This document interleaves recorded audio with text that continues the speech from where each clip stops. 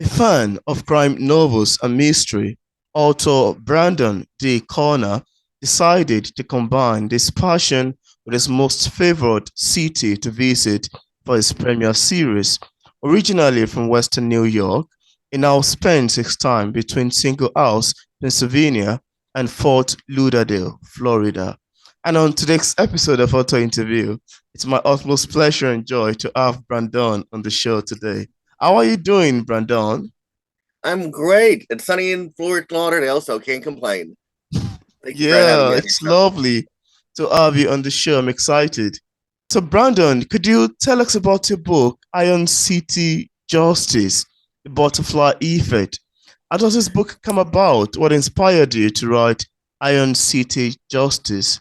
So it's actually going to be the first of a series. I come from a line of lawmen. Like, my brothers in police, so was my father. So hearing stories from them, their connections to law enforcement, kind of just drove me to pick a fun city I love, which is Pittsburgh, and Oh, base it there. It's Pittsburgh's known as the Steel City, so the Iron City, Steel City. And just kind of like the effects that happens when a crazed madman runs through the city, bent on revenge, a little crazy, murder, kidnapping, all behind him. So, and a lot of fun little trivial things about Pittsburgh thrown in there. So it's a fun, excitement. It's murder suspense because you know who did it, but you just kind of want the good guys to get the bad guys. So it's kind of yeah. one of those like you're really rooting for the good guys. This one, hating the bad guy. That sounds amazing to know. And I was going to ask, what genre is it? It's murder suspense. Oh, So, yep, fantastic. I'm a huge fan of murder suspense thrillers. yes. That's lovely to know. And now I also love to ask you, for readers who haven't read the book yet, and of course, without giving much information away, would they have a sneak of what we'd expect picking up Iron City Justice? Well, yeah. So Detective Adam Carpenter is has a new partner. He's dealing with family stress. He's really dealing with all this, and then a murder happens. It doesn't make any sense. But then you see kind of the back scenes of it. You see what's happening in between, like who really done it, who they're chasing, and when they should be focusing on this guy. Then when he just breaks loose and he just leaves terror in his way, people don't know what's happening. They're finding bodies and no answers why. So kind of, and even the madman teases the police, teases the loved ones. It's really a kind of like a thriller suspense. You really love to hate him. Wow, I love the sound of that. Sounds quite intriguing to me. I also love to ask you, Brandon, as authors, we all have different ways of reacting to feedbacks and criticism of our works.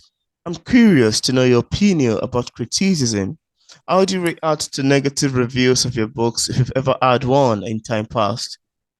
Well, so far I've only had 5 stars on this, but I embrace it because as an author, you should grow to build, to learn, and but it's not everything's everybody's cup of tea or glass of whiskey. I appreciate all genres, and I hope other people appreciate mine, even if it's not their forte or their favorite. But I embrace it because everybody every day should try to be a little better of yourself. And if there's some feedback, hey, you should have worded this a little differently. I open that because it's as a creator, I want to know the good, the bad, the ugly. So, but so far things have been good. But you know what? Everybody's a little different, a little taste. But you know what? I just want the chance for the reader to enjoy it. Yeah, that's amazing. That's pretty much amazing to know. I'm also curious, Brandon, to know if you experienced any challenges in the process of writing your book. If there is any, could you share with us what challenge it is and how you ultimately overcame it? Well, so my mother was my intended editor, and she passed Oh, away very unexpectedly at 56 oh, on the sorry. second draft. So that was a finishing the story while challenging the very sudden death of my mother has been a really challenge. Like I said, she passed away right when I started the second draft. Right about she and I were about to start communicating with the editing process. So that was emotional and a professional hit. But it's dedicated to her. I've Oh, been able to move on, and so that was a struggle. yeah, I'm sorry to know about that. I appreciate that. Yeah. Now, apart from Iron City Justice, do you have any other works you've authored or maybe currently working on? I have a great one I'm working on. I'm about a third of the way in, maybe a little less. It's also a murder suspense. It's based in it's a new series based in a little town called Cuba, New York. It's going to be following what happened when a federal agent found dead, what's happening within, who's being charged, and kind of twists and turns. Again, you get the back, you see what's happening behind the scenes, and it really pulls your emotions with it when things go the wrong way. Things aren't seen how you see them, how you know it's right and that's wrong. So it's kind of really like it has three different versions, or three different parts of different, versions, eyes, and what's happening. So that's gonna be another one. It's gonna be called Shattered on Cuba Lake. So Oh, that's amazing. yeah, thank And you. there's this question that just came to my mind. I'd Mm-hmm. love to ask you, how do you have or how do you get a passion for writing on the murder suspense? Do you have a book or do you have an author that inspired you? How do you get the inspiration in writing in this particular genre? I'm a true crime fanatic. I love true crime. So I kind of get from there, and I don't get ideas directly from there. Something will just kind of pop in my own head and be like, oh, Oh, that would be cool. Just like I'm very thorough with my investigations, with my research. I want this to be flawless. I want you to feel like you're right there with a real police officer following this case. Um, but I love true crime like Truman Capote, in Cold Blood, fantastic. He's the leader of the genre. I'm always mm, reading something, along those ways because as a writer, you got to keep up reading. I make sure I allot at least 1 to 2 hours a day to reading, and a little bit to the true crime, a little bit to writing, kind of balance marketing. Kind of be the Renaissance here, Renaissance writer, and kind of make sure every day I'm following a little bit of everything. So yeah, I'm staying on top of everything. Eventually, we'll be transitioning to true crime writing, but right now, getting my feet wet with some fiction.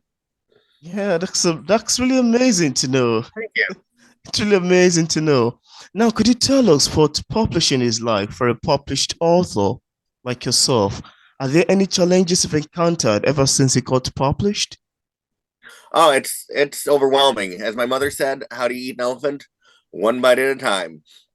So I lot every day a little bit to marketing, a little bit to research, a little bit to this, a little bit to that.